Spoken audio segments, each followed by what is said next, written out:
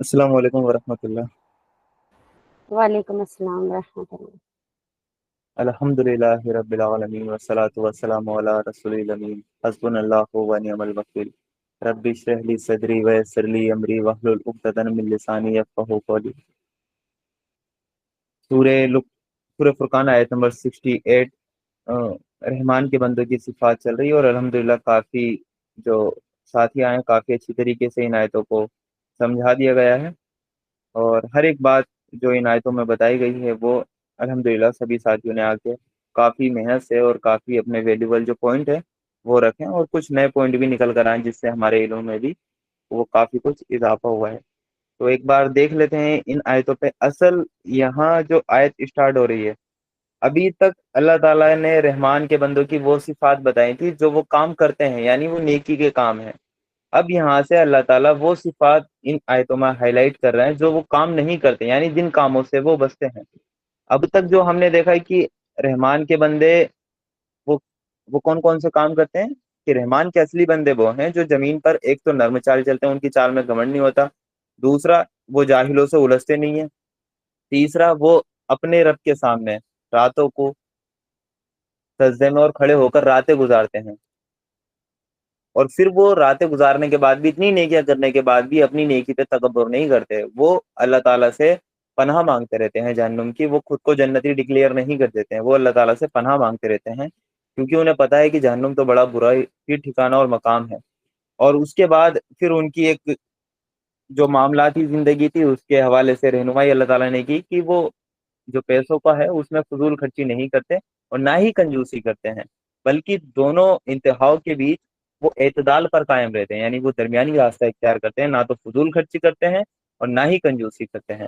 اس کے بعد اب جو صفات یہاں سے اسٹارٹ ہوئی ہیں وہ یہ ہے کہ اب یہ تو ان کے اندر صفاتی کوالٹیز تھی، اب یہ صفات ہے کہ وہ جو کام وہ نہیں کرتے، جن سے وہ کام ایکسپیکٹ وہ کیا ہی نہیں جا سکتا کہ مومن ہو کر انسان یہ کام کرے۔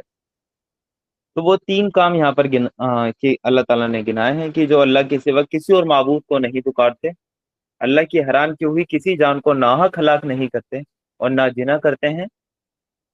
یہ کام جو کرے وہ اپنے گناہ کا بدلہ پائے گا۔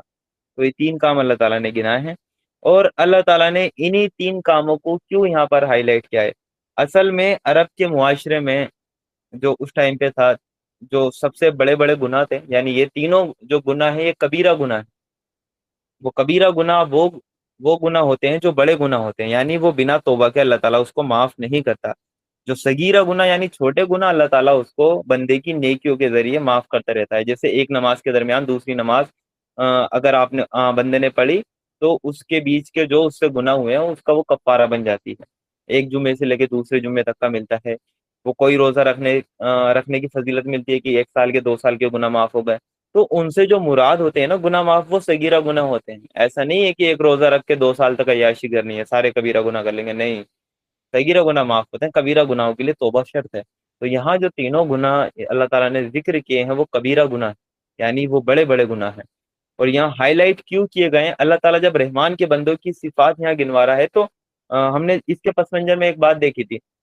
اللہ تعالیٰ اللہ تعالیٰ مشرکین مکہ کے سامنے ایک آئیڈیل جو مومن ہوتا ہے، کہ یعنی اللہ تعالیٰ پر جو ایمان لے کر آئے بندے، جو اللہ کے رسول صلی اللہ علیہ وسلم کی دعوت کو انہوں نے قبول کر لیا، وہ اللہ کے رسول صلی اللہ علیہ وسلم کے مشن کو لے کر آگے وہ چلنے لگے، وہ اپنا سب کچھ اس مشن کے لیے وہ قربان کر دینے کے لیے تیار ہیں۔ ان کے اندر کیا کیا خوبیاں پیدا ہوئی ہیں ایمان لانے کے بعد جو کہ پہلے نہیں تھی ان کے اندر؟ وہ یہ وہ خوبیاں یہ ہیں جس سے کہ تمہارے معاشرے میں وہ الگ ہی نمایاں کی نظر آتے ہیں۔ کوئی بھی شخص ان کو پہچان سکتا ہے کہ ہاں، یہ ایک اللہ کے رسول صلی اللہ علیہ وسلم پر ایمان والے لوگ ہیں، ایمان لانے والے لوگ۔ تو تین بڑے گناہ یہاں پر بتائے گئے ہیں، اور یہ تین گناہ جو بڑے گناہ ہائی لائٹ کرنے کا مقصد جیسے کہ میں نے بتایا وہی ہے کہ عرب میں یہ تینوں گناہ بہت زیادہ ہائی لائٹ تھے۔ پہلا، اللہ کی ذات میں اللہ کے ساتھ کسی کو شریک کرنا، پارٹنر بنا لینا اللہ کے ساتھ۔ دوسرا جو گناہ وہاں عام تھا، یہ وہ گناہ ہے جو عام تھے، یعنی یہ گناہ ہوتا ہے کہ بندہ کبھی کبھار کر لیتا ہے، لیکن یہ گناہ عام تھے، وہاں ڈیلی ہوا کرتے۔ اللہ کی ذات میں شرک، کسی کا ناحق قتل، اور تیسرا گناہ جنا۔ جنا وہاں بڑا ہی عام تھا، اور قتل کرنا وہاں بڑا ہی عام تھا۔ اتنا ہے کہ اگر ایک قبیلے کے اونٹ نے دوسرے ऊंट ने कुएं पे से दूसरे कबीले के ऊंट से पहले पानी पी लिया, तो वो इसी बात पे जंग कर लिया करते थे कि भाई तेरे ऊंट ने मेरे ऊंट से पहले पानी क्यों पी लिया, ये तो तूने हमें जलील कर दिया। और उनकी जंग ऐसी हुआ करती थी कि ऐसा नहीं कि वो आपस में लड़े खत्म, वो कॉम्प्रोमाइज हो गया बाद में, नहीं, वो नस्लों दर उनकी ये जो जंग है वो जारी रहती थी। मैं अपने बाप का बदला लूंगा, मैं अपने दादा का बदला लूंगा, वो चलती रहती थी। उस कबीले से हमारी लड़ाई है, उसका बंदा जहां मिलेगा हमें मतलब मारना है। तो ऐसी उनकी जंग हुआ करती थी जिसमें कत्लो गारत खूब हुआ करता था। और दूसरी जो बुराई थी जो कि कत्ल में ही है, वो है कि जो बेटियां थी, जब बेटियां उनके यहाँ पैदा होती थी उनको वो जिंदा दफना दिया करते थे। अरब के लोग इस चीज को अपना ऊपर वो समझते थे कि कोई हमारा दामाद बने, अपनी बेइज्जती समझते थे इसमें, कि हमें किसी के आगे झुकना पड़े, कि कोई हमारी लड़की लेकर जाए। तो इसलिए वो बेटी होते ही उसको जिंदा ही मतलब दफन कर दिया करते थे, क्योंकि पहले कोई टेक्नोलॉजी तो थी नहीं कि हमने देख लिया अल्ट्रासाउंड से, हमने देख लिया कि पेट में वो लड़की है तो इसको पेट में डिस्ट्रॉय कर दो। तो वहां क्या, वहां तो उन्हें बेचारों को वेट ही करना पड़ता था। तो वेट कर, अच्छा लड़की हुई, चलो इसको खत्म कर दो, क्योंकि इस चीज को वो अपनी इज्जत के खिलाफ समझते थे। बेटियों की, औरतों की कोई इज्जत नहीं थी उस मुआशरे में। इस्लाम आया, उसने औरतों के हुकूक दिए। और आज भी इस्लाम से ज्यादा औरतों के हुकूक वो किसी ने भी नहीं दिए। आप कंपैरिजन करके देख लीजिए कि किसने क्या हुकूक दिए और इस्लाम ने क्या हुकूक दिए, वो एक अलग टॉपिक है। लेकिन यहाँ असल चीज ये है कि वो लड़कियों को भी जिंदा दफन वो कर दिया करते थे। दूसरा गुना इसी में ही, जो वो कत्ल करने में एक चीज ये थी कि वो कुछ ऐसे बच्चों को भी अपने कत्ल कर दिया करते थे, ताकि अब ये बच्चा हो गया, इसको खिलाना पिलाना पड़ेगा, इनको मतलब कि पालन पोषण इनका करना पड़ेगा, ये पैसा खर्च होगा इन पे। तो वो मिस्कीनी के डर से, यानी गरीबी के डर से भी उनको कत्ल किया करते थे। तो इंशाल्लाह इस पर भी हम बात करेंगे। तो ये तीन गुनाह हैं जो कि बहुत ज्यादा हाईलाइट थे अरब के मुआशरे में। और एक सही बुखारी की मैं हदीस दूं अपनी बात की, वो दलील के तौर पे सही बुखारी में हदीस है 4477 नंबर पे। मुस्लिम शरीफ में भी ये हदीस आपको मिलेगी 86 नंबर पर। और तिरमिजी और सुनन नसाई और मुस्नद अहमद, यानी जो सियाह सित्ता की ये पांचों किताबें हैं, सब में ये हदीस आपको मिलेगी। जिसमें अब्दुल्ला बिन मसूद इस हदीस को रिवायत करते हैं कि उन्होंने एक बार अल्लाह के रसूल सल्लल्लाहु अलैहि वसल्लम से पूछा कि सबसे बड़ा गुनाह क्या है, सबसे बड़े गुनाहों के बारे में उन्होंने पूछा। तो अल्लाह के रसूल सल्लल्लाहु अलैहि वसल्लम ने उन्हें फरमाया था कि ये कि तू अल्लाह के साथ, अल्लाह के बराबर किसी को ठहराए, अल्लाह के साथ किसी को शरीक ठहराए, अल्लाह के बराबर लाकर तू किसी को खड़ा कर दे, क्रिएटर के बराबर तू आप किसी को कर ले, तो पहला गुनाह ये है। हालांकि तुझे अल्लाह ने पैदा किया है, यानी कि जबकि तुझे अल्लाह ताला ने ही पैदा किया है, वही तुझे पाल रहा पोस रहा है, उसने ही तेरे लिए इतनी दुनिया में इतनी सारी चीजें मतलब जुटाई हैं, तभी भी तू उसके साथ शिरक करता है, सबसे बड़ा गुनाह है ये। फिर अब्दुल्ला बिन मसूद रदिल्लाहु अन्हु ने उसके बाद पूछा कि इसके बाद कौन सा है, यानी अल्लाह के साथ शिरक करने के बाद।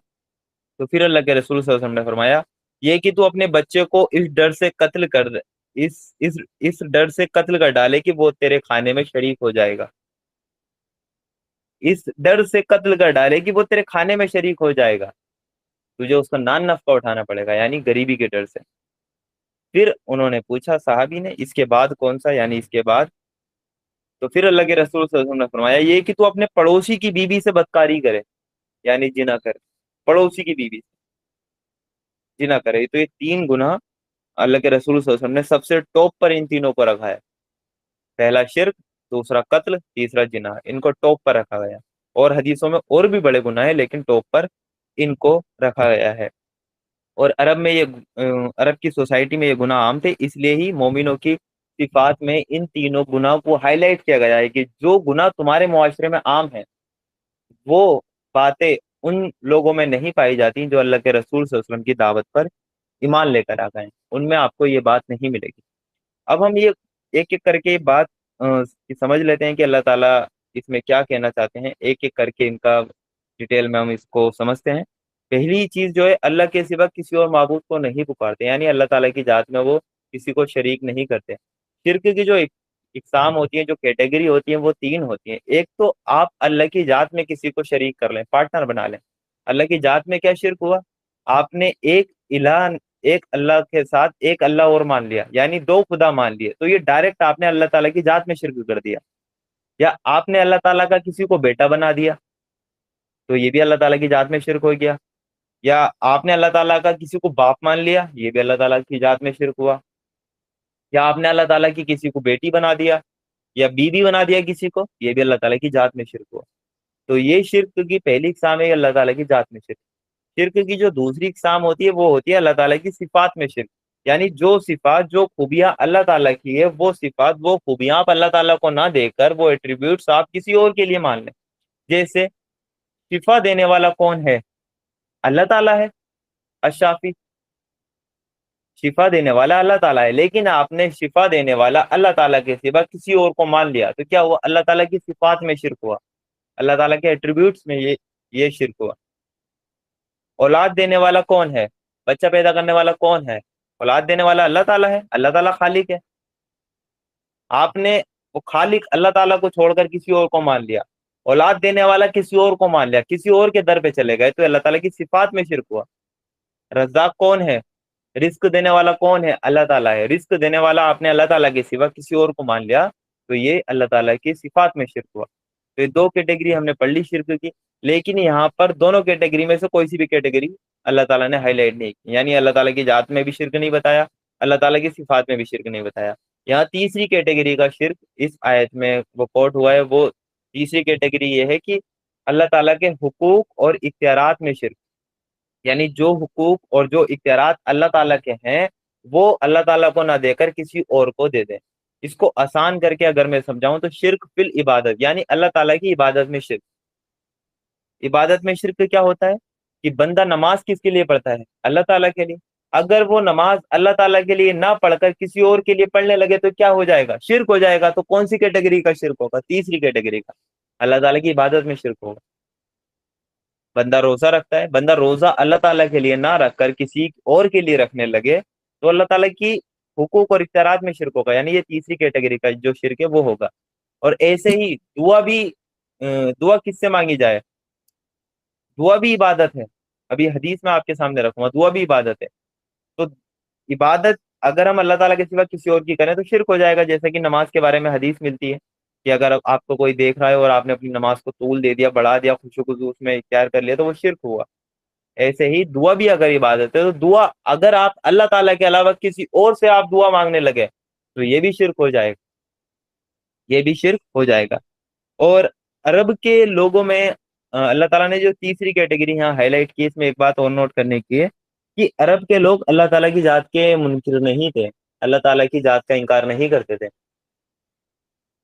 وہ اللہ تعالیٰ کی صفات میں اور اللہ تعالیٰ کے حقوق اور اختیارات میں، یعنی شرک فی العبادت، اللہ تعالیٰ کی عبادت میں شریک ٹھہرایا کرتے تھے، اللہ تعالیٰ کی ذات کا وہ انکار نہیں کرتے تھے۔ لیکن ان کا شرک اللہ تعالیٰ کی ذات میں بھی تھا کہ وہ فرشتوں کو ان کی بیٹیاں بنا دیا کرتے تھے، جو کہ اللہ تعالیٰ کی ذات میں شرک ہے۔ لیکن اللہ تعالیٰ کو مانتے تھے، وہ اللہ کو اللہ ہی کہتے تھے، وہ مانتے تھے پوری کائنات بنانے والا اللہ تعالیٰ ہے۔ وہ یہ بھی مانتے تھے کہ یہ جو کعبہ ہے یہ اللہ تعالیٰ کا گھر ہے، یہ ابراہیم علیہ السلام نے تعمیر کیا ہے، وہ ابراہیم علیہ السلام کو بھی مانتے تھے، لیکن وہ شرک کرتے تھے۔ اس لیے اللہ تعالیٰ نے یہاں دعا والا شرک ہائی لائٹ کیا ہے، جو کہ بہت زیادہ عام تھا، یعنی وہ بتوں کے آگے چڑھاوے اپنے چڑھایا کرتے تھے، ان سے منتیں مانگا کرتے تھے، ان سے دعائیں مانگا کرتے تھے۔ اور اللہ تعالیٰ نے کہا ہے کہ دعا عبادت ہے، جیسا کہ سورہ مومن سورہ نمبر 40 آیت نمبر 60 میں ہمیں ملتا ہے، جو کہ بڑی چھوٹی کی آیت ہے اس شرک کے تعلق سے۔ اللہ تعالیٰ کہتا ہے اس میں کہ تمہارا رب کہتا ہے مجھے پکارو، یعنی اللہ تعالیٰ کہتا ہے مجھے پکارو، میں تمہاری دعائیں قبول کروں گا۔ جو لوگ گھمنڈ میں آ کر میری عبادت سے منہ موڑتے ہیں ضرور وہ بے عزت اور رسوا ہو کر جہنم میں داخل ہوں گے۔ تو اس آیت میں جو نوٹ کرنے والی بات ہے کہ اللہ تعالیٰ نے کہا مجھے پکارو، میں کروں گا تمہاری دعائیں قبول، اور جو لوگ گھمنڈ میں آ کر میری عبادت سے منہ موڑتے ہیں، یہاں پہ اللہ تعالیٰ نے دعا کو عبادت کہا ہے۔ پہلے کہا کہ مجھ سے دعائیں مانگو، میں تمہاری دعائیں قبول کروں گا، پھر آگے کہا جو لوگ گھمنڈ میں آ کر میری عبادت سے منہ موڑتے ہیں، یعنی دعا کو عبادت کہا اللہ تعالیٰ نے اس آیت میں، تو وہ ضرور بے عزت اور رسوا ہو کر جہنم میں داخل ہوں گے۔ سورہ مومنہ آیت نمبر 60 میں اللہ تعالیٰ نے کہا، تو اس آیت میں اللہ تعالیٰ نے دعا کو عبادت کہا ہے۔ और जो लोग अल्लाह ताला से दुआ नहीं मांगते, किसी और से दुआ मांगते हैं, अल्लाह ताला ने उनके लिए कहा है कि वो घमंड में हैं, और वो जरूर क्या होंगे, बेइज्जत और रुस्वा होकर जहन्नुम में दाखिल कर दिए जाएंगे।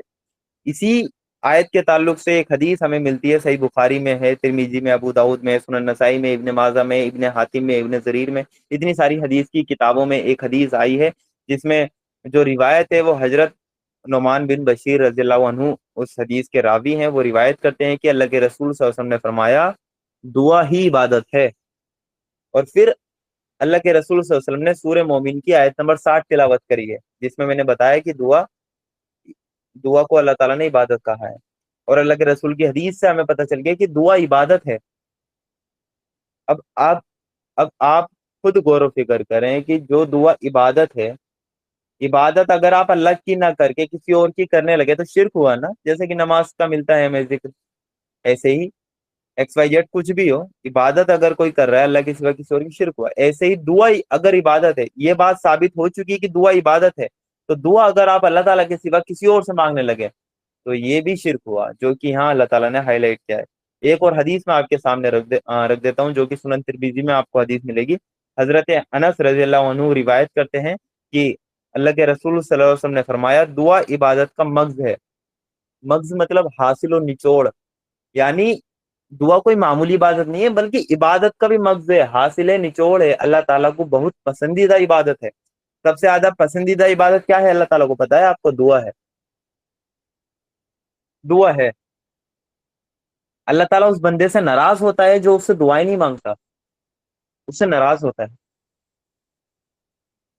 और उस पर गुस्सा भी करता है। ये भी हदीस हमें मिलती है सुनन तिरमिजी में, अबू हुरैरा रज़ियल्लाहु अन्हु इसके रावी हैं, जिसमें नबी करीम सल्लल्लाहु अलैहि वसल्लम ने फरमाया, जो अल्लाह से नहीं मांगता अल्लाह को उस पर गुस्सा आता है। जो अल्लाह से नहीं मांगता अल्लाह को उस पर गुस्सा आता है। जो अल्लाह को और जो रहा दूसरा शख्स, जो अल्लाह से तो नहीं मांगता लेकिन दूसरों से मांगता है, उस पर क्या होता होगा अल्लाह ताला का जो गजब है, जो गुस्सा है। जो अल्लाह से नहीं मांगता यानी वो मांग ही नहीं रहा, वो बेचारा परेशान है, सब कुछ है, सबके आगे हाथ फैला रहा है, ठीक है, असबाब सारे इख्तियार कर रहा है, लेकिन अल्लाह ताला से दुआ नहीं कर रहा। अल्लाह ताला जब उस पर गुस्सा कर रहा है, तो जो अल्लाह को छोड़कर किसी और के दर पे जाके मांग रहा है, तो क्या उस पर गुस्सा नहीं आएगा अल्लाह ताला को? और दुआ एक ऐसी इबादत है जो अल्लाह ताला के फैसले को भी टाल देती है। अल्लाह ताला का कोई फैसला होता है कि इसके हक में ये मैं करूंगा, लेकिन वो बंदा दुआ करता है, अल्लाह ताला उसकी दुआ को कबूल करता है और अल्लाह ताला उससे वो चीज हटा देता है। ये भी हदीस हमें मिलती है सुनन तिरमिजी में, ये हदीस मिलेगी। हजरत सलमान फारसी रज़ियल्लाहु अन्हु के हवाले से ये हदीस है। वो रिवायत करते हैं कि नबी करीम सल्लल्लाहु अलैहि वसल्लम ने फरमाया, वो कज़ा यानी अल्लाह के फैसले को कोई चीज नहीं टाल सकती सिवाय दुआ के। सिवाय दुआ के अल्लाह के फैसले को कोई चीज नहीं टाल सकती। अल्लाह ताला ने जिस चीज का इरादा कर लिया वो होकर ही रहेगी, सिवाय दुआ के। यानी कि बंदे खुद ही अल्लाह ताला के सामने झुक जाएं कि अल्लाह ताला हमारे ऊपर से ये परेशानी हटा। तो अल्लाह ताला को बहुत पसंद है दुआ। तो ये देखें कि दुआ की क्या बरकतें हैं।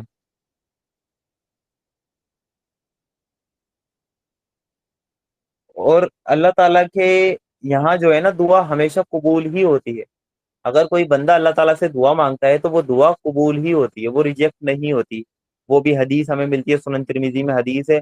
वो जाबिर बिन अब्दुल्लाह रज़ियल्लाहु अन्हु के हवाले से वो हदीस हमें मिलती है कि नबी करीम सल्लल्लाहु अलैहि वसल्लम ने फरमाया, आदमी जब कभी अल्लाह से दुआ मांगता है, अल्लाह उसे या तो यही चीज दे देता है, यानी जो चीज मांगी वही दे दी, या अल्लाह ताला उसे क्या करता है कि जो चीज मांगी वही दे दी, लेकिन उसमें एक कंडीशन है कि वो किसी गुनाह या रिश्ता तोड़ने की दुआ ना करे। यानी वो गुनाह या रिश्ता तोड़ने की दुआ ना करे। ऐसा नहीं है कि इंसान कहे कि अल्लाह ताला मुझे शराब पीनी है, कल को मुझे शराब के लिए इंतजाम करा दे, तो ये नहीं है।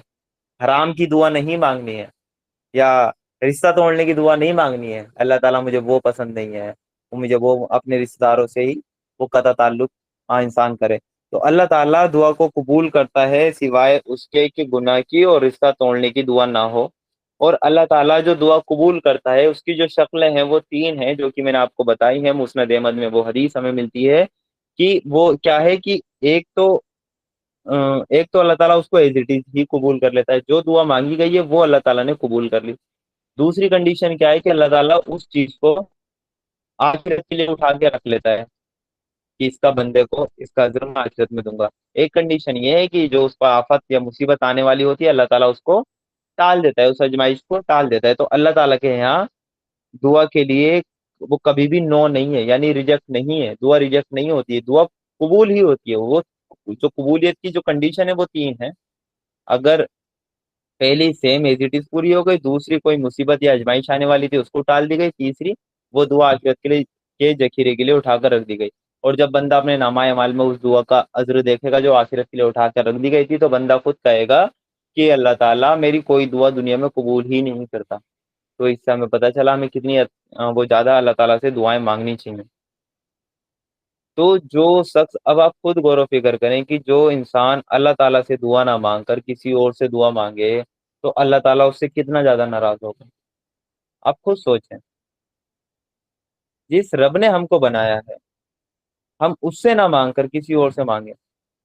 तो ये जो शिरक था ये बड़ा ही आम था मक्का के मुआशरे में, कि वो अल्लाह ताला को छोड़कर किसी और से दुआएं मांगा करते थे, और जबकि दुआ इबादत है, इबादत का मगज़ हासिल और निचोड़ है। आज हम अपने मुआशरे में भी देख लें कि हम अल्लाह ताला को छोड़कर हर किसी के आगे हम सर झुकाए पड़े हैं, हर किसी के दर पे जाकर हम झुक जाते हैं। जब डॉक्टर हाथ खड़े कर देते हैं तो हम फिर कुछ भी करने के लिए तैयार हैं। हम भूल जाते हैं कि अल्लाह ताला ने वो क्या चीज हराम की है, क्या चीज हराम नहीं की है। फिर घर वाले भी आपको छुपा देंगे, तू चुप करके बैठ, तुझको नहीं पता। हाँ तुम कि फला, हाँ उनके पास जाओ, बुजुर्ग के पास, वो कुछ करेंगे, उनसे जाकर मांगो। मेरी औलाद नहीं हो रही थी, 3 साल, मतलब 3 साल हो गए, 5 साल हो गए, ये एग्जाम्पल देते मिलते हैं, 10 साल हो गए, लेकिन मैं एक बार अजमेर गया, उसके बाद मेरी औलाद हो गई। इसका मतलब वो ये कहते हैं मुझे औलाद उन्होंने दी है। कितना बड़ा शिरक है ये, कितना बड़ा शिरक है। हम इस पे गौर व फिक्र नहीं करते। तो ये सबसे बड़ा शिरक है दुआ। दुआ नहीं मांगे, अल्लाह ताला उस पर गजब होता है, उससे गुस्सा होता है जो उससे नहीं मांगता। जो उससे ना मांगकर किसी और से मांगे, अल्लाह ताला कहेगा सारी नेमतें मेरी लूट रहे हो, दुनिया कि तुम्हें पैदा करने वाला मैं हूँ, सारी जो नेमतें तुम अवेल कर रहे हो वो मेरी हैं, मेरी कायनात में तुम रह रहे हो, और मेरे अलावा किसी और के आगे झुक जाते हो, तो किसी और के दर पर जाकर मांगते हो। कौन सी ऐसी दुआ है जो मुझसे पूरी नहीं होती?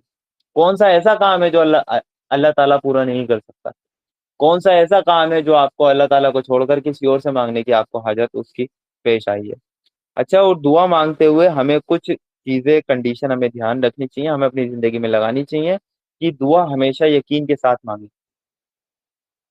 ये एक हदीस हमें मिलती है बुखारी शरीफ में, वो हदीस है कि हजरत अबू हुरैरा रज़ियल्लाहु अन्हु बयान करते हैं उस हदीस को कि नबी करीम सल्लल्लाहु अलैहि वसल्लम ने फरमाया, जब तुम में से कोई शख्स दुआ मांगे तो यूं ना कहे कि ए खुदा मुझे माफ कर दे अगर तू चाहे, मुझ पर रहम कर अगर तू चाहे, मुझे रोजी दे अगर तू चाहे, बल्कि, यानी अल्लाह के रसूल ने कहा ऐसा ना कहे कि अल्लाह ताला से कहे कि अगर तू चाहे, अगर तू चाहे, बल्कि अल्लाह के रसूल ने फरमाया उसे यकीन के साथ कहना चाहिए कि ए खुदा मेरी फुला जरूरत को पूरी कर दे। यानी अल्लाह ताला से यही वो यकीन के साथ मांगना चाहिए।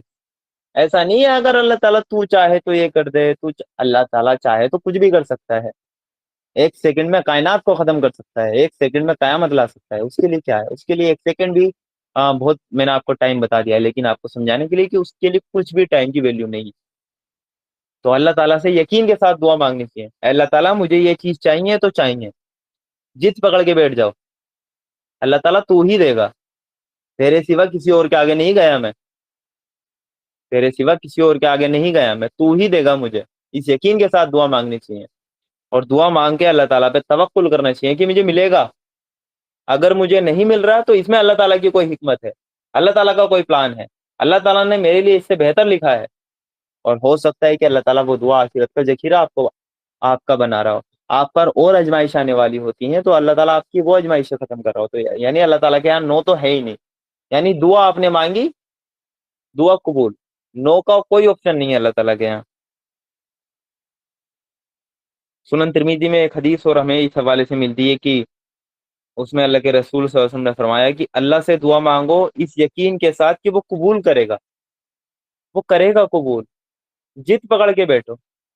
तहज्जुद में क्यों नहीं उठते कि जब आपका कोई काम नहीं बन रहा, तहज्जुद में उठे, बैठे जिद पकड़ के, गिड़गिड़ाएं अपने रब के सामने। क्यों दूसरों के सामने गिड़गिड़ाते हो? तो अपने रब के सामने गिड़गिड़ाएं, यकीन के साथ दुआएं मांगे। और दुआ मांगने के बाद इंसान जल्दबाजी ना करे। ऐसा ना हो कि वो बेसब्रा हो जाए कि अल्लाह ताला दुआएं भी मांग ली, सब कुछ कर लिया, मेरी सुनते ही नहीं है, ऐसा ना हो। उस हवाले से भी हमें हदीस मिलती है, सही मुस्लिम में एक हदीस हमें मिलती है इस हवाले से, जिसमें अल्लाह के रसूल सल्लल्लाहु अलैहि वसल्लम ने फरमाया कि बंदे की दुआ कबूल की जाती है। यानी बंदा जब दुआ मांगता है अल्लाह ताला से तो वो कबूल की जाती है। शर्त ये है कि वो किसी गुनाह की या रिश्ता तोड़ने की दुआ ना करे और जल्दबाजी से काम ना ले। यानी अल्लाह के रसूल ने फरमाया कि दुआ कबूल की जाती है, किसी गुनाह की उसकी दुआ ना हो, यानी कोई हराम काम की उसने दुआ ना की हो। कोई ऐसा नहीं है कि अल्लाह ताला फला लड़का मुझे पसंद है उससे मेरी सेटिंग करा दो, या फला लड़की पसंद है, यानी हराम काम की दुआ नहीं मांगनी है। ठीक है। निकाह की दुआ मांगे, डायरेक्ट निकाह की दुआ मांगे उसमें कि अल्लाह ताला मेरा वहां निकाह करा दो। ठीक है, अपने घर वालों से बात करें तो निकाह की मांगे।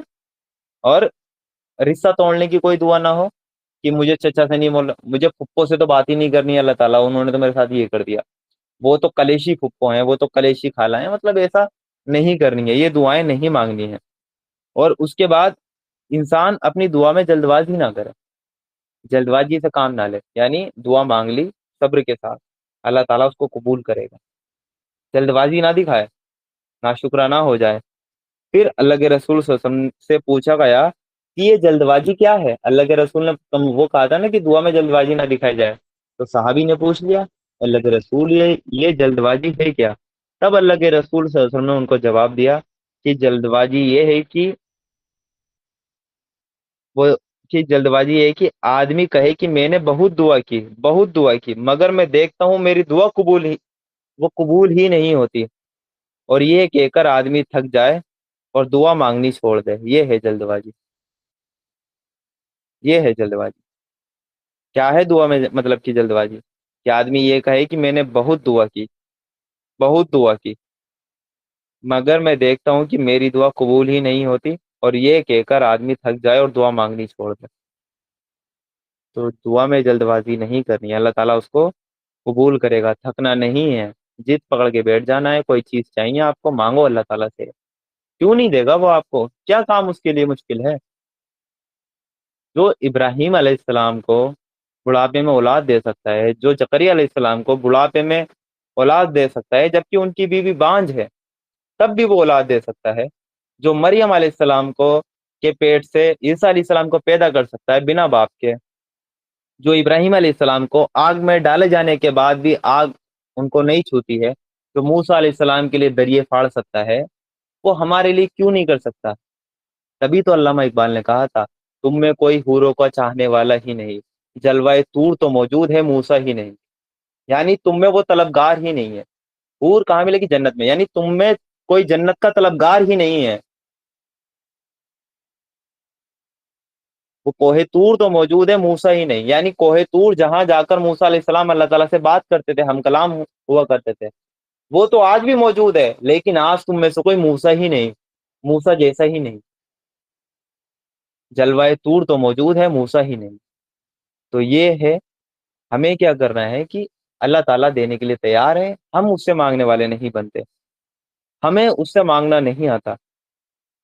और अल्लाह की निगाह में सबसे अहमियत जो होती है, जो सबसे अहम चीज होती है, वो बंदे की दुआ है। दुआ सबसे अहम है। सुनन तिरमिजी में इब्ने माजा में एक हदीस हमें मिलती है कि हजरत अबू हुरैरा रज़ियल्लाहु अन्हु उस हदीस के रावी हैं। वो रिवायत करते हैं कि नबी करीम सल्लल्लाहु अलैहि वसल्लम ने फरमाया, अल्लाह की निगाह में दुआ से बढ़कर कोई चीज वो कद्र के काबिल नहीं है। दुआ से बढ़कर कोई चीज है ही नहीं कद्र के काबिल अल्लाह की निगाह में। दुआ है सबसे अहमियत।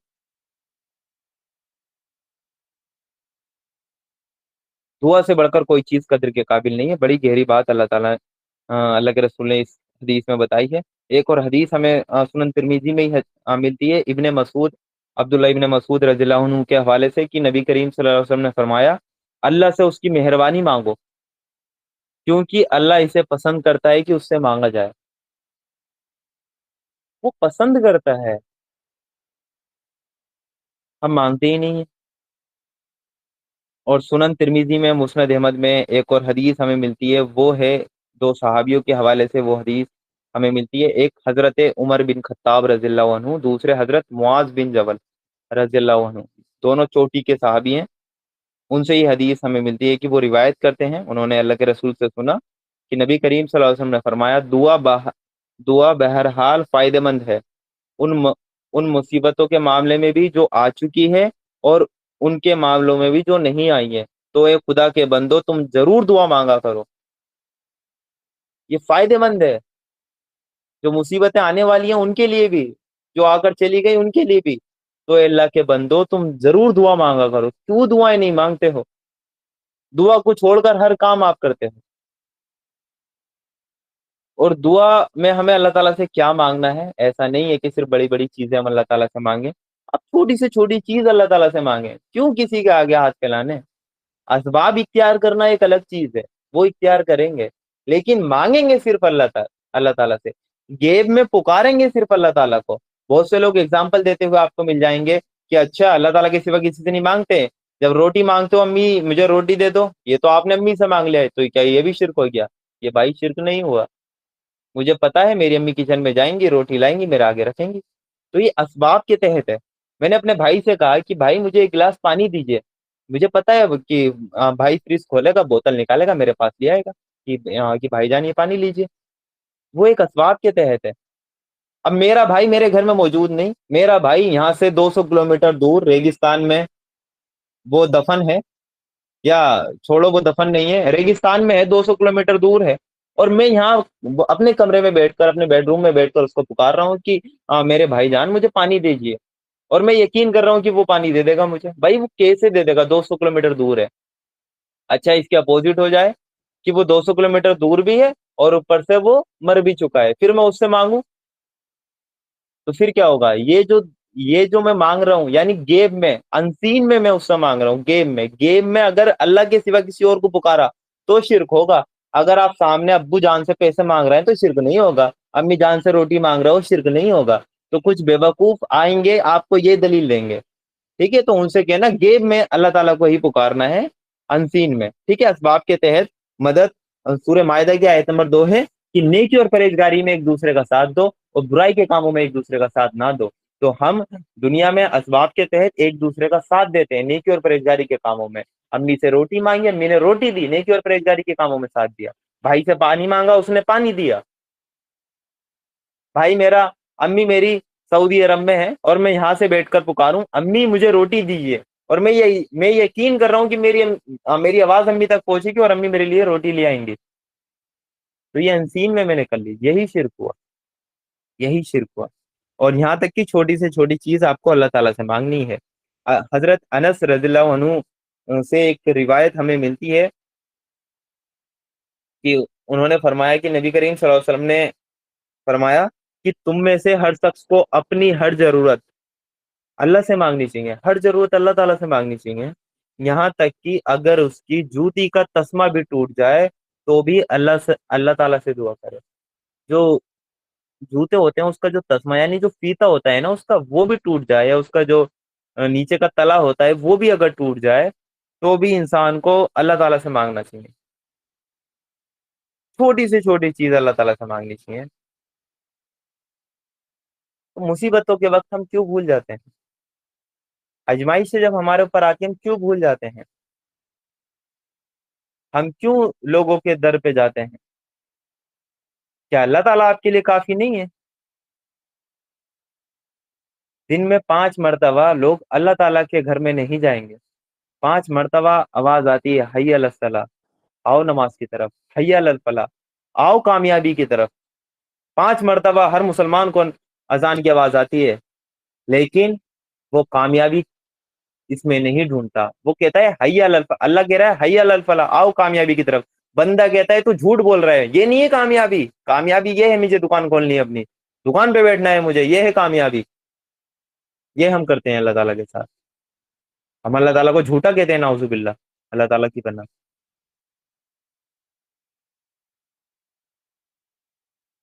اللہ تعالیٰ ہمیں اپنی پناہ میں رکھے. تو یہ ہمارا طرز عمل ہے.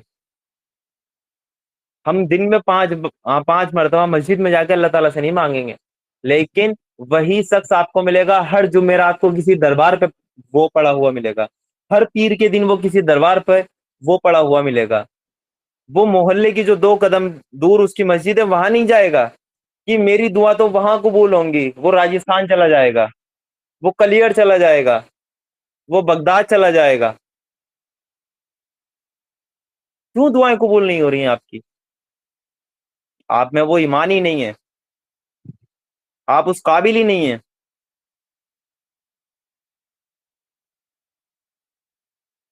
ایمان وہ آپ اپنے ایمان کو شرک سے پاک کریں، پھر آپ اللہ تعالیٰ سے دعا مانگیں. کیوں قبول نہیں کرے گا اللہ تعالیٰ آپ کی دعا جب اللہ تعالیٰ کے یہاں نو کا آپشن ہے ہی نہیں؟ تو دعا صرف ہمیں اللہ تعالیٰ سے مانگنی چاہیے. اور یہ عرب کے معاشرے میں جو شرک تھا سب سے زیادہ عام تھا، وہ یہ شرک تھا. یہ شرک تھا جو سب سے زیادہ عام تھا. اپنے بتوں کو نظر نیازیں چڑھا رہے ہیں، بتوں سے مانگ رہے ہیں. اور جب کوئی بت ان کا کام نہیں کر رہا ہے تو پتہ ہے کیا کہتے تھے؟ کہ تو نے میرا کام نہیں کیا. اس کو گالی بکتے تھے اپنے اپنے بت کو کہ تو نے کی نظر نیاز ہے تو مجھ سے پوری لے لی، قربانی مجھ سے لے لی، تو نے کام کر کے نہیں دیا میرا. یہ ان کے عالم تھے. اور وہ ان کو 360 مکہ میں جو گھر اللہ تعالیٰ کی توحید کے لیے، اللہ تعالیٰ کی عبادت کے لیے تعمیر کیا تھا ابراہیم علیہ السلام نے، اس گھر کو 360 بتوں کا مرکز بنا دیا گیا. 360 بتوں کا. کیا اللہ تعالیٰ کو غصہ نہیں آتا تھا؟ اللہ تعالیٰ سے زیادہ حلیم کوئی نہیں، شہنشیر، صبر کرنے والا. شہنشیل کوئی نہیں ہے. اللہ تعالیٰ سے زیادہ بردبار کوئی نہیں ہے، حلیم کوئی نہیں ہے. کہ اسی کی کائنات ہے، وہ چاہے تو 1 سیکنڈ میں اس کو پلٹ دے. اللہ تعالیٰ کی انکاری یہاں موجود ہے، اللہ تعالیٰ کو گالی دینے والے موجود ہیں. اور ایک حدیث ہے جس میں یہ بتایا گیا ہے کہ بندہ جب اللہ تعالیٰ کے ساتھ شرک کرتا ہے تو وہ ایسا ہے اللہ تعالیٰ کو گالی دیتا ہے. تو جتنے کروڑوں اربوں لوگ یہ شرک کر رہے ہیں یہ اللہ تعالیٰ کو گالیاں دے رہے ہیں، یہ اللہ تعالیٰ کو گالیاں دے رہے ہیں. اور اللہ تعالیٰ پھر بھی بندے کا کسی کا رزق نہیں روکتا. یہ ہے اس کا حلیم ہونا، یہ ہے اس کا بردبار ہونا. کیونکہ اس نے ایک دن مقرر کر دیا ہے کہ آؤ گے تو تم میرے پاس ہی لوٹ کر، پلٹ کر تمہیں آنا ہی میرے پاس ہے. اور پھر میں تمہیں بتا دوں گا تم کیا کچھ کر کے آئے ہو، تم نے دنیا میں کیا کچھ کیا ہے، پھر بتاؤں گا میں تمہیں. پھر تم کہو گے کہ کاش اللہ تعالیٰ مجھے پھر بھیج دے، کاش اللہ تعالیٰ میں سب کچھ اپنا مال صدقہ کر دیتا، کاش اللہ میں نیکیاں اور مطلب کہ اور کر لوں، مجھے ایک بار اور بھیج دے. اللہ تعالیٰ کہیں گے نو، اب نہیں. جس ایگزام میں آپ ایک بار فیل ہو کر آ گئے دوبارہ اسی ایگزام میں بٹھانا کوئی عقل مندی کا کام نہیں. دوبارہ فیل ہو جاؤ گے. کیوں؟ کیونکہ جب دوبارہ اللہ تعالیٰ ایگزام میں بھیجیں گے تو اس کی یادداشت تو پھر بھلائیں گے نا، اس کو اریز کریں گے نا، تبھی تو بھیجیں گے. اگر یادداشت اس کی بھلائیں گے نہیں تو پھر کیا ہوگا؟ پھر تو وہ سمجھ جائے گا ارے ہاں یہ تو بڑا خطرناک معاملہ ہے، جہنم کو دیکھ کے آیا ہوں میں. پھر تو وہ ٹھیک ٹھیک چلے گا. لیکن جب اس کو اگر بھلا کے سب کچھ مٹا کر اس کو پھر بھیج دیا جائے دنیا میں، وہ پھر وہی سب کچھ کرے گا جو کچھ وہ کر کے گیا تھا. اس لیے ایگزام صرف اللہ تعالیٰ ایک ہی بار لیں گے. وعدہ تو اب بھی کر کے آئے ہیں عالم اربا میں، لیکن اس کے کرنے کے بعد بھی ہم دیکھ لیجئے کیا ہم کرتے ہیں. تو ایک مومنوں کی جو صفات میں ایک چیز یہ بتائی گئی ہے کہ وہ اللہ تعالیٰ کی ذات میں کسی کو شریک نہیں کرتے، یعنی اللہ کے سوا کسی اور معبود کو نہیں پکارتے. جو لوگوں نے معبود بنا لیے ہیں، لوگوں نے جگہ جگہ اپنے معبود بنا رکھے ہیں، ان میں سے وہ کسی کو بھی نہیں پکارتے. اس کے بعد جو قتل ہے اور جو جنا ہے انشاءاللہ اس پہ ہم کل اس کو کنکلوڈ کریں گے. ان آیتوں کو ہم کل انشاءاللہ کنکلوڈ کر دیں گے. تو اللہ تعالیٰ سے یہ دعا ہے، اللہ تعالیٰ سے ہم دعا مانگتے ہیں کہ اللہ تعالیٰ ان آیتوں کو ہمارے دلوں میں راسخ کر دے، ہمارے عمل ان آیتوں میں کر دے. اللہ تعالیٰ ہمیں اپنے علاوہ کسی اور کے سامنے جھکنے والا نہ بنائے. ہم اللہ تعالیٰ سے ہماری یہی دعا ہے کہ اللہ تعالیٰ ہمیں جہنم کے عذاب سے بچا لے اور جنت میں ہمارا داخلہ آسان کر دے. جزاک اللہ خیر. السلام علیکم ورحمۃ اللہ وبرکاتہ.